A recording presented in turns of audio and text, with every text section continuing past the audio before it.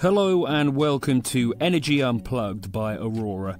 This podcast features various experts from Aurora having in-depth conversations with key industry leaders, policymakers and academics from all over the world.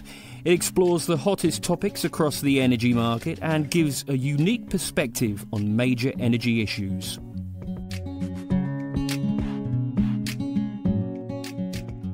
Welcome to Energy Unplugged. My name is Felix Chow-Kambitsch. I head up Aurora's CAISO and Western U.S. advisory team.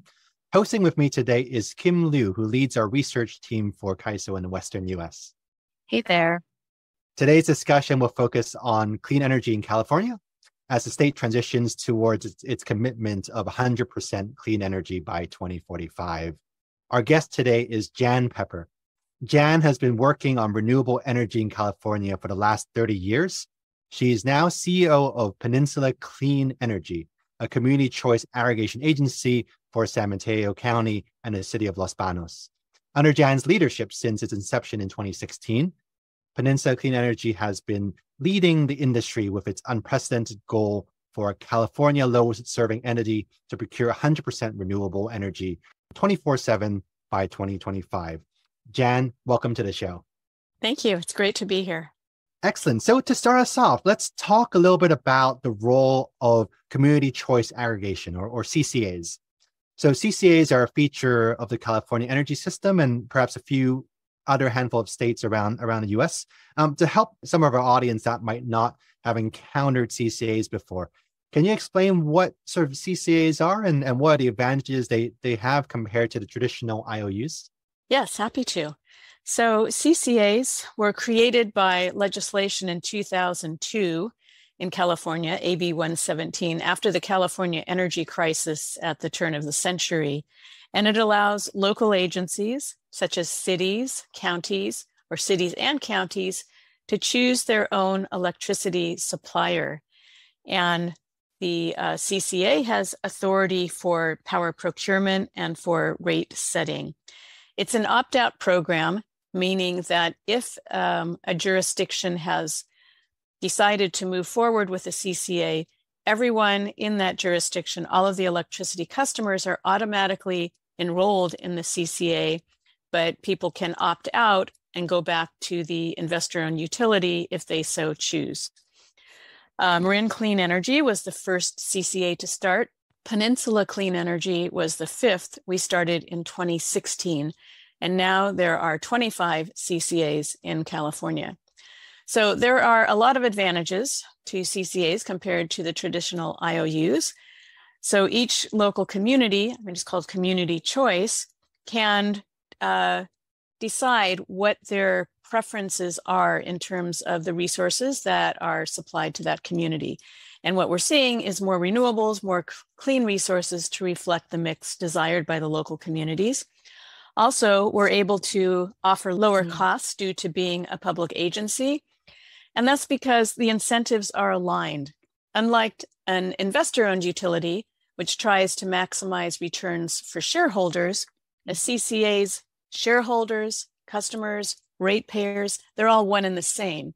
So the incentives are aligned to keep costs low and the product content is fully aligned. We have a board consisting of elected representatives from each member agency who are accountable to their constituents, further reinforcing those aligned incentives. And we have monthly public meetings that are open to all to attend, where the board makes their decisions based on staff recommendations, unlike an investor-owned utility that has shareholder meetings, but those are only available to shareholders. So the idea of being a public agency has a lot of advantages, and we're lean and mean, and we keep our costs as low as possible. I see what you mean by having the incentives aligned. And actually, how about the actual impact of this? So that all those incentives coming together based on the initial CCAs coming on, as you described, how much of a difference have CCAs made in terms of procuring renewable energy? CCAs have brought on more renewable energy since they were first formed with MCE back in 2010. So there are requirements by statute on how much renewable energy needs to be procured. And the traditional IOUs procure only what they are required to do by statute.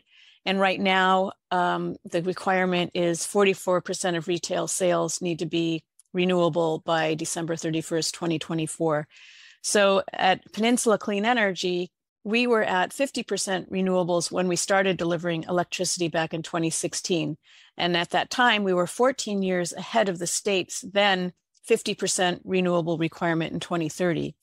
We will be 100% renewable by 2025, again, years ahead of the state's requirement. And CCAs have contracted for almost 10,000 megawatts of new clean generation through long-term power purchase agreements. And we at Peninsula have contracted for almost 1,150 megawatts of renewables, with about 77% of that being new build. In contrast, when you look at the investor-owned utilities, if we look just at PG&E, for example, which is the area where we are, they have not conducted any procurement for renewables since 2016 through 2022, although apparently they are going to conduct a procurement this year. But due to load exiting from the IOUs and coming over to the CCAs, they actually have excess renewables needed for them to meet those state requirements of percentage of renewables. On that note, that's an interesting segue. You mentioned the number of CCAs going from 1 with Marin Clean Energy to 25 today. That's a considerable growth in a relatively short amount of time. When taking a look at the landscape in California, how do you see the development of the retail space in the longer term? So more specifically, do you see continuing growth of CCAs across the state? Yes, I believe so. Right now, CCAs serve over 11 million residents in California, which I think is about 40% of the retail load. And this will continue to grow as CCAs expand to other parts of the state. For us at Peninsula Clean Energy, we serve all of the cities and towns in San Mateo County, as well as the county. We added the City of Los Banos in Merced County in 2022, and we're hoping to be able to expand further in Merced County. And there's definitely an advantage to having CCAs expand more into the Central Valley of California so that the benefits of cleaner electricity and lower costs can be brought to the residents and businesses in that part of the state. Peninsula Clean Energy are doing something very exciting within the renewable space. And you alluded to some of those targets at the beginning. I guess I'm really interested in basically your pioneering approach of procuring 100% renewable energy by 2025. And then with that, turning into sort of hour by hour matching as well by 2025. And this is in contrast with some targets that are matching that renewable energy only on an annual basis rather than an hour by hour basis. Why is 24/7 renewable energy the right approach for Peninsula Clean Energy? That's a great question. So our mission is to reduce greenhouse gas emissions across the areas that we serve. And we set the goal to be 100% renewable back when we started in 2016. And then we enhanced that goal in 2017 to say, let's be 100% renewable on a 24/7 basis because it significantly reduces emissions. So we published a report in January of 2023 showing that the annual 100% renewable is reported in the reports that we put out or that we're required to put out as load serving entities as 5 pounds of CO2 equivalent per megawatt hour. But when you look at it on an hourly basis, it's really 222 pounds CO2 per megawatt hour. So the way the accounting is done in the world right now, all of us who are load serving entities and deliver electricity to our customers report on an annual basis as to what the content of our power supply is. So say we deliver 3,600 gigawatt hours of electricity to our customers. So we would purchase 3,600 gigawatt hours to be delivered to our customers over the course of the year. But it may be that certain times of the day and certain seasons, we're delivering more to our customers than what they need, but we get credited for that during those times of the day where the solar isn't generating, for example. Yeah. So there may be more solar in the summer, There's definitely more solar produced in the summer daytime than what we need. But then in the winter, there's less produced, and there's also, so we're relying on the grid overall, which is providing backup power from fossil-based generators to cover those other hours. So matching our supply with our demand on an hourly basis allows us to not rely on that fossil-based grid energy during those hours when there are insufficient renewables. And that way we can further reduce the greenhouse gas emissions. So this is really the next frontier in procurement, not only getting to 100% renewable on an annual basis, but matching this renewable supply to the demand on an hourly basis and not relying on fossil-based grid energy during those hours when there are insufficient renewables. And innovation is also one of our goals, and we are wanting to push the industry to do more. And so we're going for it. Felix and I read the report and we really enjoyed it, particularly the modeling results. One of the key takeaways was that 24/7 renewable energy portfolios are not only feasible, but also cost competitive. Can you talk a bit about how you've identified 100% renewable energy matching 99% of the time as the quote unquote sweet spot for implementing that 24/7 portfolio? Yes, we determined that the sweet spot is 100% renewable on a 99% time coincident basis. It's cost competitive, it reduces emissions, and it provides wider benefits to the grid. So we looked at a number of scenarios. We looked at 100% renewable on an annual basis, and then we looked at 100% renewable matching on an hourly basis, 90%, 95%, 99%, and 100% of the time. And the result that we found is that 24/7 can be achieved at practically the same cost as annual renewable energy, with only a 2%, maybe a 2% increase to achieve 99% time coincident matching. And it actually reduces the risk too. We can contract for renewables at a fixed price, and we know exactly what we're going to be paying for that, as opposed to being exposed to the potentially viable prices in the market from commodity gas prices. So those are changing all the time.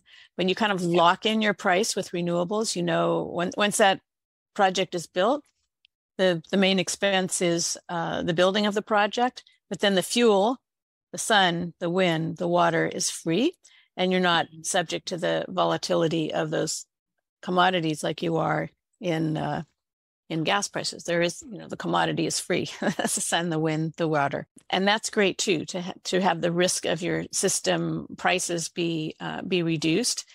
We also found that the emissions are reduced. So when we compared annual 100% renewable, our calculations showed that the emissions would be about 155 pounds CO2 per megawatt hour, but going to 99% hourly reduces the emissions to 26 pounds CO2. It doesn't go to zero because we actually have some geothermal in our mix, and there are some GHG emissions from geothermal, but it's important to be able to have a baseload resource like geothermal that's generating constantly 24 hours a day.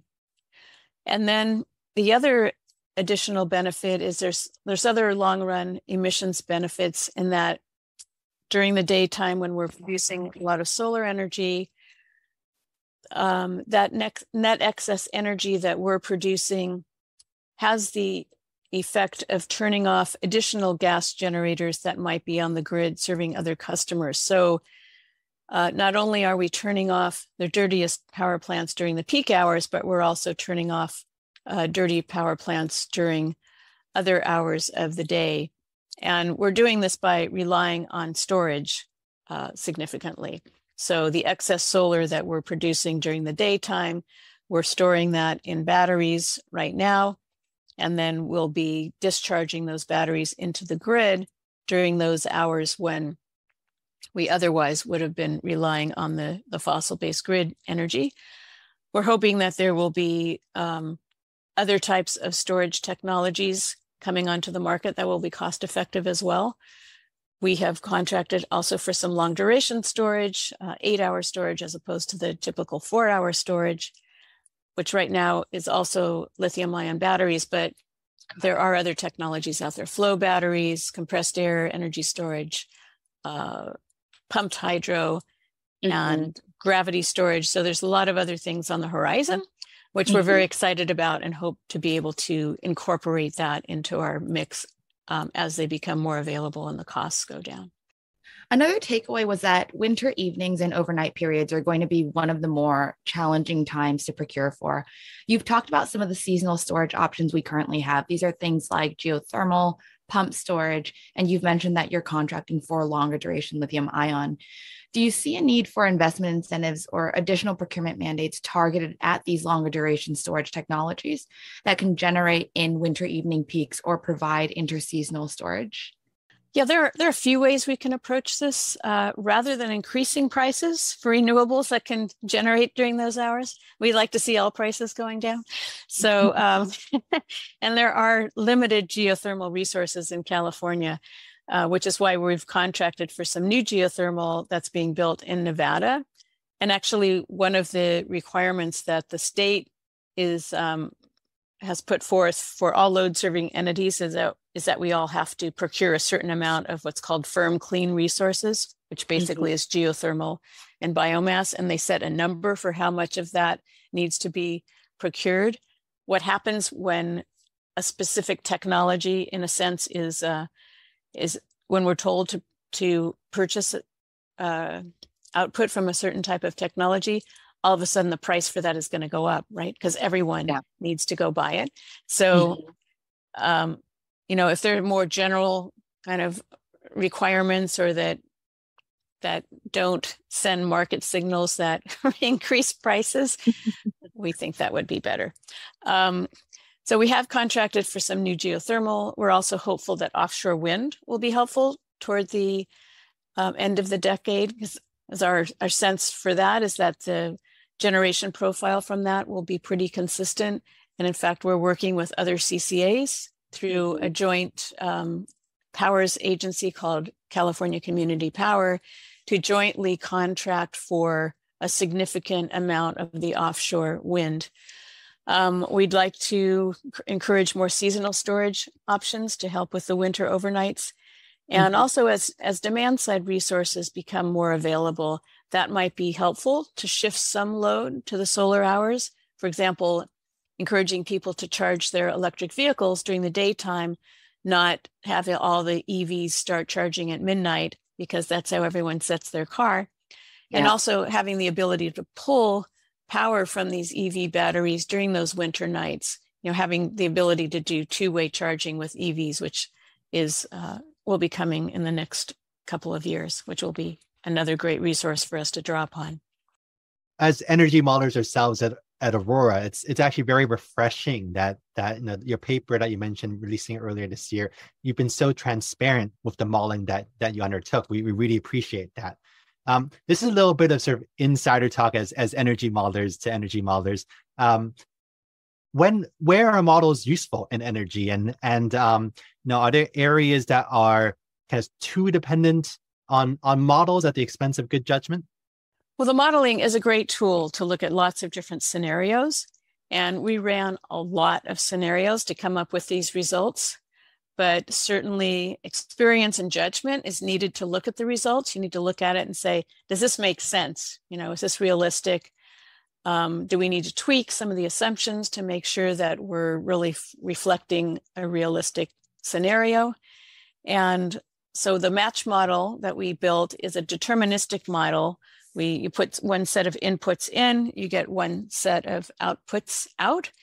But then when we find the best scenario using that model, we then run it through a stochastic model that allows us to look at extremes in different variables, so we can see what a worst case model might look like.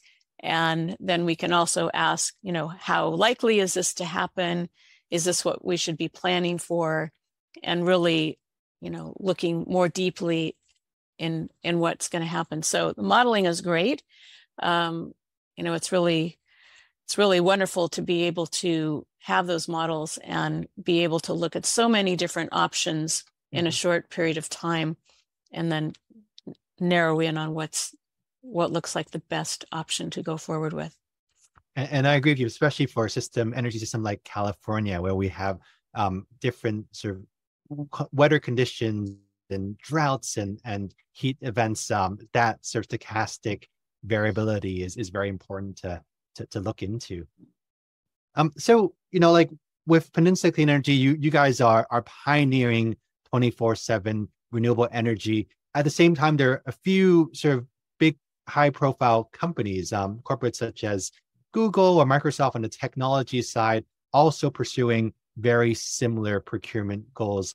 Do you see these initiatives as complementary to what you're trying to do? Is there an advantage to being a first mover in procuring 24/7 renewable portfolios? Great questions. So it's definitely complementary that the corporates are procuring 24/7 themselves. And we're in conversation with Google and Microsoft. We're here in Silicon Valley, and some parts of Google are actually in our service area. And there are other people at other load serving entities that are also looking at what we're doing. We're in conversation with them, as well as think tanks and universities. And we're all looking at 24/7 renewables and talking to each other. So it's great to have this community of people who are really trying to figure this out. And the more people are talking about 24/7, the better. So this starts becoming the new goal for everyone. And I think it's great that these corporates are also looking at 24/7 for their loads, which cross many states and utility territories. So they're presented with other challenges that they need to be figuring out. And for us, all of our customers are going to be receiving 24/7 renewable energy. So they don't need to go about this on their own. And then you asked, is there an advantage for us being a first mover? There might be, in terms of us being able to procure more renewables earlier rather than later. Our goal is to push ourselves and the industry to the next challenge and to accelerate a sustainable electricity grid, particularly as we see more electrification occurring in transportation and buildings as well. We need the electricity sources that are powering those sectors to be as clean as possible too. So we're really excited about the role that we're taking, and part of what we do as well is putting out energy programs there for our customers to try to electrify transportation and buildings. So it all goes hand in hand to get the cleanest electricity we can, show that it can be done cost effectively, and then use that clean electricity for powering sectors that impact or that produce a lot of GHG emissions. And that's great. So not only is that revolutionary, and it's also practical, right? Like you also looking at how feasible it is. So your targets are for 2025. It's not very far away, and so thinking about 2025, what's next for Peninsula Clean Energy after you've achieved 24/7 renewable energy? Yeah, well, we're hoping to achieve this in 2025. There are some hurdles that are out there, namely supply chain hurdles and projects potentially getting delayed. There's also some interconnection challenges for the companies that we're dealing with, for them to be able to actually get their projects interconnected in the time that we're aiming for. So we're hoping that we're going to hit 2025, but it's possible that that's going to slip. But that's still our goal. That's still where we're going. We'll certainly be 100% renewable on an annual basis by 25. The 24/7, hopefully we'll be able to do that as well, but it may be a year or so after that. And so the way we're looking at this now, it's based on a forecast of our load. And there's always differences between what is forecasted and what actually happens. So a next step would be to figure out, how do we achieve this in real time? And that's going to require more data, more information for us to be able to react more quickly in real time. And that kind of information isn't accessible to us right now, but hopefully over time that will become more available.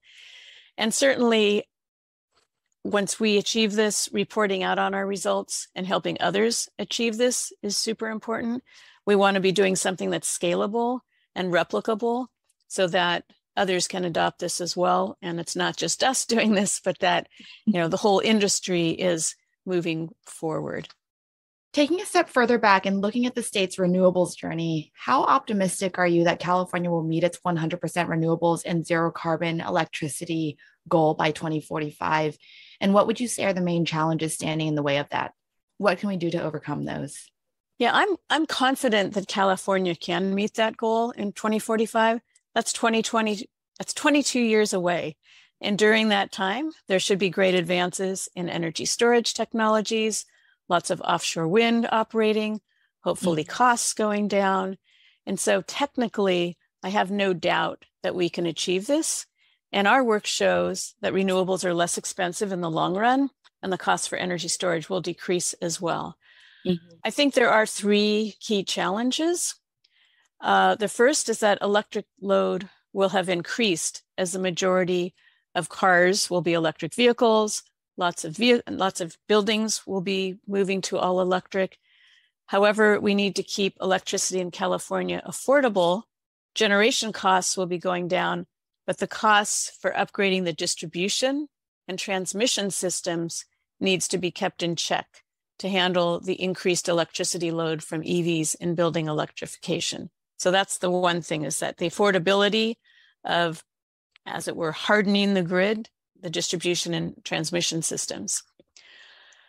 The second is that we need to look closely at how demand side and local resources can help out. So with the increased electric load, we need to look at how to increase resiliency by having local storage available and local generation available, so that maybe we can take some of that pressure off the transmission and distribution systems and be a little more distributed in terms of how we look at how we're going to serve different neighborhoods and different areas, and utilizing the massive storage bank that all those electric vehicles are going to have by that time.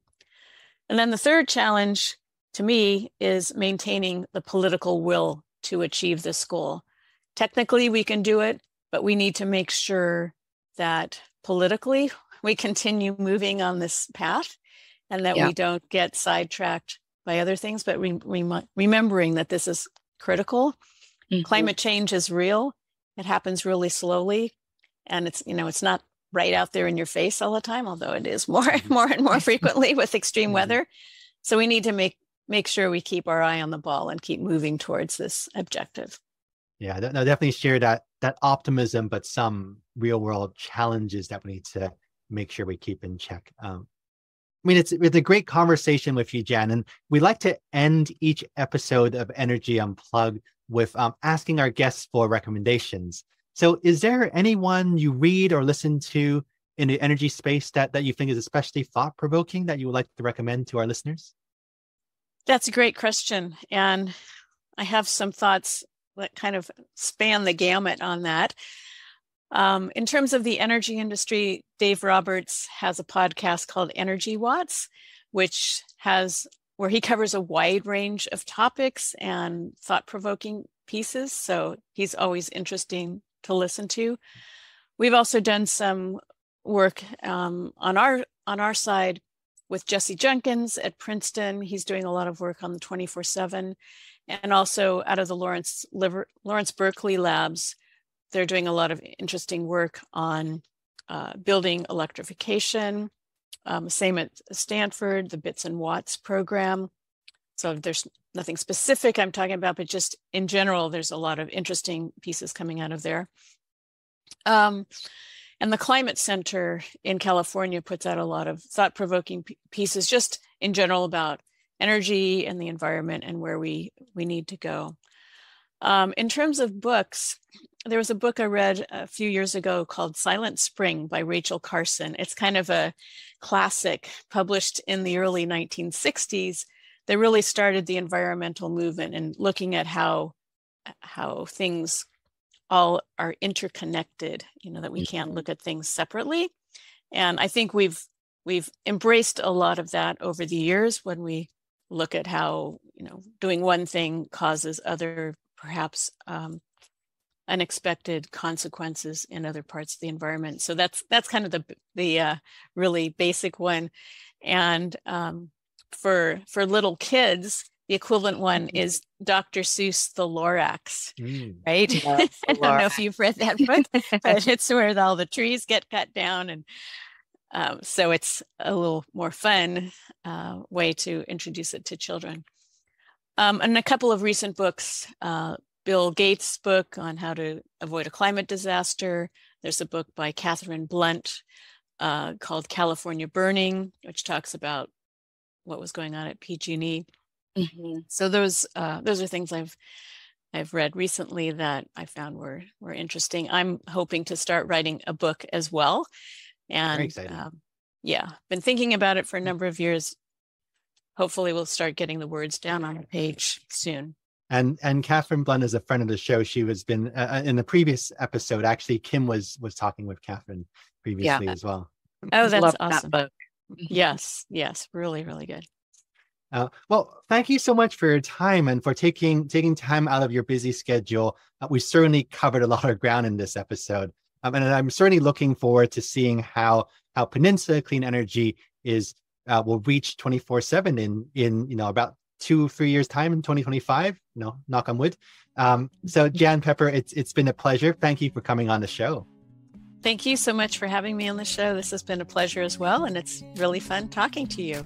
That was Felix Chow-Kambitsch, who heads up Aurora's CAISO and Western US advisory team, and Kim Liu, who leads the research team for CAISO in the Western US, talking to Jan Pepper, CEO of Peninsula Clean Energy. Do keep an eye on our podcast feed for more in-depth conversations with senior members of the energy industry. The best way to do this is to subscribe on whatever platform you use. Thanks for listening, and goodbye.